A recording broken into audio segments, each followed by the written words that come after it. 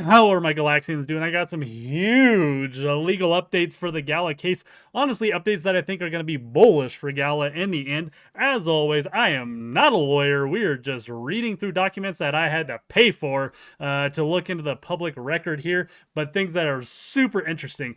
Don't forget, September 15th, I am giving away 2 Gala Gold boxes to one of my subscribers on YouTube and somebody on my Twitter. So be sure to subscribe and follow. Let's jump in.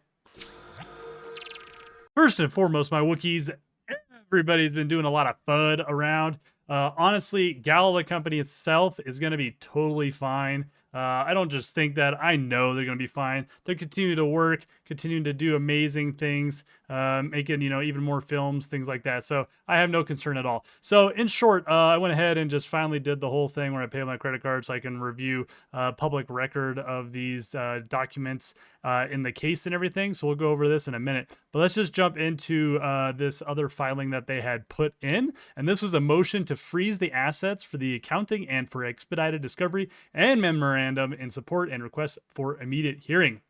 Now, basically what this was is Eric Schirmeyer putting this out through his lawyers to freeze certain digital assets that allegedly are stolen by the defendant Wright Thurston, and to provide an immediate accounting of those assets and expedited recovery. So in short, if you don't recall, about $130 million of Gala was, quote, stolen from him, is what they said. They used this investigative crypto blockchain company called Kroll to basically do a whole derivative of where all this Gala went through all these wallets, because he commingled them and, blah, blah, blah. So yeah, look at this beautiful thing. This is important. So looking here where basically the Gala was essentially initially sent from in the company, and it went ahead and progressed through all these different wallets till you get to like these like final wallets or exchanges or wherever it happened to be from. So simply important to really point out that they're going really hard on trying to get this stolen Gala back using companies to investigate all this stuff. So of course they said that it was about 8.6 billion of Gala tokens right from the company wallet. They had like the exact dates in here of when this occurred, and basically saying that it was in numerous wallets. If you haven't already seen my other video, be sure to watch that. That goes over the whole thing in detail. Otherwise, let's go ahead and just scroll down through some of this. All right, it's just a whole bunch of legalese, kind of going over the old stuff with the last one. So essentially this legal document here is requesting the judge to do an asset freeze to preserve the status quo, enjoy the defendant so that they cannot, sell off the Gala or move it around while they are doing this legal dispute. Essentially ordering like a restraint of those tokens. Basically their reasoning is because they say the company can suffer irreparable injury absent an order, freezing this, right? If all that Gala was sold, it would really suck. So that's where some FUD could definitely come in, right? I mean, if Wright's, tried to just bottom everything out, that would suck, but that would also put him in a lot of legal trouble. So as determined by Kroll, this company, the traced assets were moved in over 1,200 transactions. That has gas costs, right? Large amounts of the tokens were split into smaller amounts before they were deposited in these VASPs. Those are exchanges and stuff, I think. Remember, I don't know everything. Through a multi-layering of transactions, the trace assets were also commingled with other assets, which is always annoying. These features can have the effect of obscuring the origin of that assets, make it possible to avoid triggering value-based thresholds for suspicious activity reports. It also helps to obscure, of course, where the assets have been sent to make it harder to recover them. Further, Thurston has recently transferred Gala to a foreign exchange, OKX. We'll talk about why that might be important. So freezing the stolen Gala is not averse to the public interest, basically saying, hey, judge, if you freeze his Gala, it is not going to injure us, the token holders, or people who are involved with Gala. It'll obviously serve, the public's interest in freezing it. So all reasonable things to request. The defendants should provide an accounting of the stolen Gala within 7 days once this is signed and given to them, is what it's saying. I went through all this for you, okay? So I'm just going over the things that you really need to know and pay attention to. Jason Brink went ahead and did a support in plaintiff Eric Schirmeyer's motion to freeze assets for an accounting and for expedited recovery. The reason this is important is because this is a legal statement. So under perjury, Jason Brink made these statements. Now, essentially, just kind of goes over Gala Games, what it is initially, talking about owning like 7,000 nodes, some of the distribution and everything. And then down here, it says every day since at least February 2020, he received an email from this address entitled Gala Daily Distribution Results. It shows the Gala mission is how it's distributed. Now, a true and correct copy of that exemplar email with the attached report with Gala node owner information redacted is attached here too, showing that this is what they get basically. And we'll see that in a second. Since I started receiving the daily distribution results, the email has always been sent to at least 3 recipients. That's Wright Thurston, Eric Schirmeyer, and Jason Brink. The email used by Mr. Thurston is right at blockchainjedi.com. I think that's actually pretty cool name there, Blockchain Jedi. Anyways, continuing down here, on behalf of Gala Games, he reported market data aggregators to CoinGecko and CoinMarketCap with a list of wallets that hold Gala tokens. The reason this is important is because companies will say, hey, we're holding this Gala. And so CoinGecko and CoinMarketCap won't really list it in like the circulating supply, because obviously they typically predict that a company's tokens from the won't be out in the typical circulating supply. It usually kind of gets vaulted, so it's largely out of circulation. I just wanted to make that kind of distinction there, why it shows like that on CMC and CGC. On February 3rd, 2021, the 8.6 Gala tokens that were quote stolen were transferred from the company wallet into 43 wallets. It can be traceable back to that central wallet, of course, which is the Gala Games portion of the daily distribution of Gala and the company's sales of items. So they're just proving here that Gala belonged to Gala, the company, right? And that he couldn't just move that out and essentially, quote, steal it or whatnot. The Wayback Machine, I think this is like where you can use the internet to see like previous old pages or something. I don't know, actually. Somebody could correct me. Showed on February 4th, one day after the Gala was stolen, CoinGecko flagged the company's savings wallet because those tokens were moved, right? So CoinGecko was like, hey, what the heck? When he learned that the stolen Gala was moved into Thurston's wallets, I thought that the company's savings wallets had been hacked. He had a call with Eric Schirmeyer, Travis Allen, and Adam Price about that stolen Gala. During or shortly after that call, Mr. Schirmeyer told me that Thurston had admitted that he transferred the funds to Thurston wallets, but had said that he did so to keep the company Gala more secure. Now, Brink said he had at least 3 conversations with Wright about the stolen Gala. In one conversation, he claimed to not know what he was talking about. In another, he expressly denied taking the stolen Gala. And in a third, he claimed that the stolen Gala belonged to him. Now, remember, this is Jason Brink's official legal statement. This is legally binding and under perjury, right? So you better not lie to the judge, right? Otherwise you can get totally screwed. And then they mention here that one of the like wallets or where some of the money went to was OKX, which is an exchange headquartered in the Seychelles. I actually don't know how to say that. The OKX website includes a prominent warning stating that the OKX exchange products are not available in the United States due to local laws and regulation. The only reason I bring this up, and I don't actually know how much this affects anything, but it's basically just saying like he has moved money out of where it is appropriate for the United States because he's a citizen here. I don't really know if that really affects a whole lot. I promise I went through all this, so I'm just doing you guys a favor and just going over what is pertinent here. Like I said, though, in the end, Gala Games is going to be totally fine. So just showing here real quick that this is essentially the email that he gets every day showing what the distribution is. The reason this is important is because the user ID, on all this, it says company. This is the company wallet. This is the Gala that the company wallet receives in the, 50% distribution daily. So that's why that's important.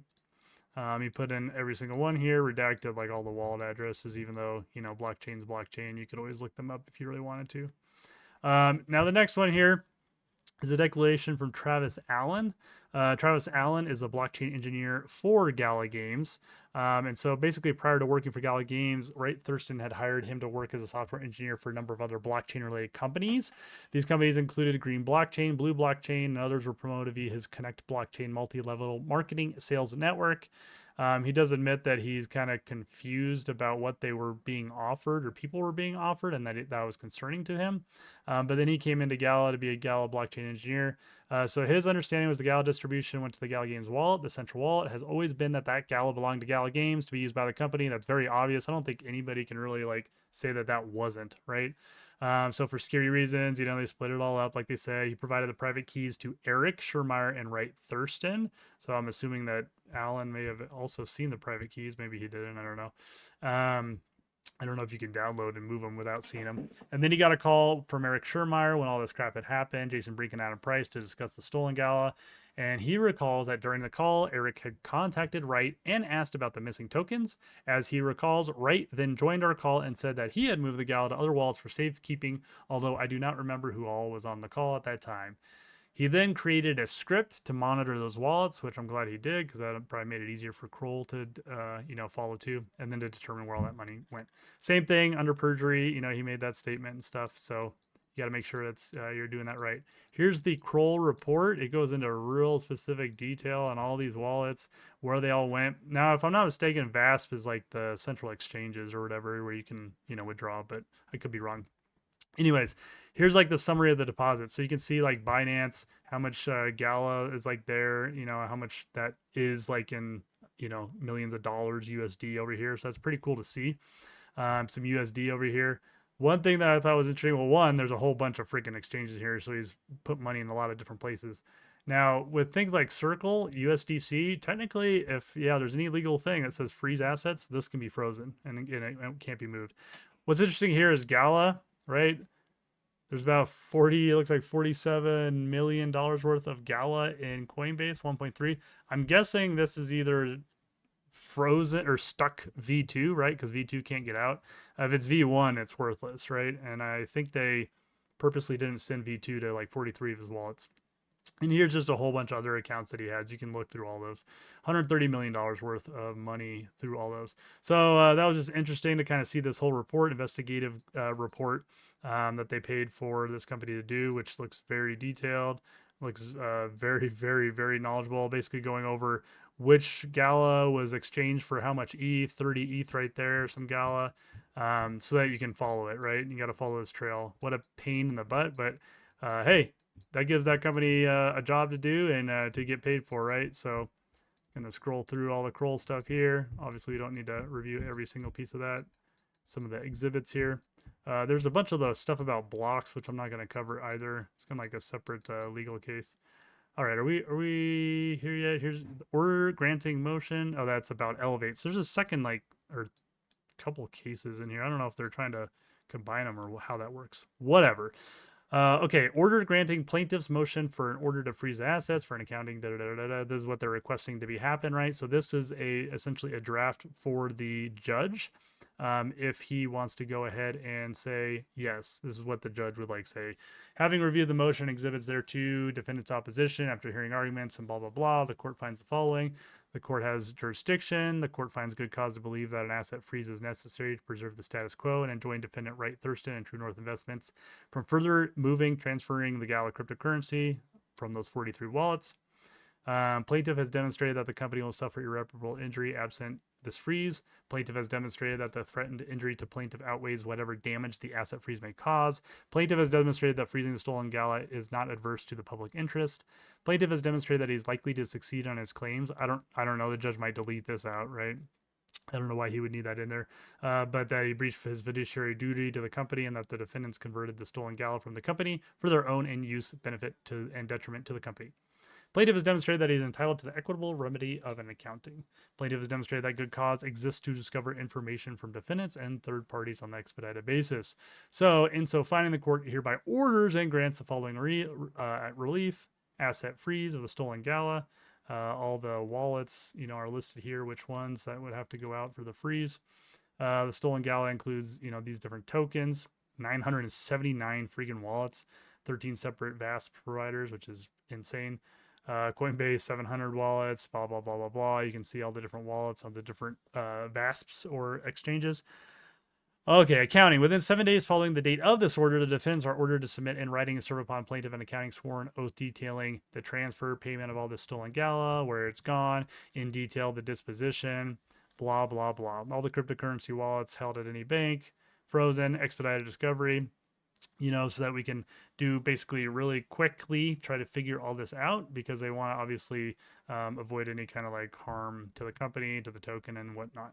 So down here is essentially where the judge would sign if he like go ahead and agrees with this. Now that brings us to the Pacer thing, which is this website. Which shows every single step that is basically taken in the court, right? So the date that it's filed, all these different things, the complaint, the notices. So what's important here is first, September 1st is when that thing we just read, September 1st is when that motion was put forward by Eric Schurmeyer, with Jason Brink's comments and Travis Allen's comments. On the second, the judge basically said something. There's a bunch of legalese about basically that they messed up saying where people's a citizen of, like, or state of, like Utah versus whatever, and that they wanted them to correct it or something, which they got corrected and fixed. All this red stuff is just about the lawyers being like placed as pro hack vice. Once again, I'm not a lawyer. I don't know what all this means. I had to kind of Google and try to figure some of this out, but anyways, what's important is that right here, 9.5, the plaintiff shall serve the defendants with the summons and a copy of the complaint, a copy of 9. That's what we just read. Motion for a temporary restraining order and memorandum of support. The cop as soon as possible. Once the plaintiff has done so, he shall promptly file proof of service. Proof of service means that it has verifiably been given to Wright Thurston. The defendant, Wright Thurston, shall file a response to the motion for a temporary restraining order no later than 3 days. So essentially, that thing we read, I think, is like a draft. Okay, once again, I could be wrong. And Wright Thurston and his lawyers have 3 days to basically, I don't know, say that, hey, I don't think this part is appropriate in the draft, or this part, or we agree, or we disagree, or whatever they want to say. And then after they do that, the plaintiff may file a reply within 2 days of the defendant's response. And if any of the deadlines fall on like weekends, federal holidays, whatever, it can be filed on the next, by the end of the next business day. So today is September 10th. They filed this, or the judge gave this out on the 5th, and it looks like Eric Schurmeyer had certification of service, meaning that it was certified that this was given to Wright Thurston on the 6th of September. And so the reason that's important is because today is the 10th. The 6th would have been the Wednesday. So 1, 2, 3 would have fallen on the weekend. So if I'm not mistaken, tomorrow by end of day, we should have an update on here on what the defendant, Wright Thurston, has done. Once again, talking on my butt, not a legal person. This is what I understand from reading all this.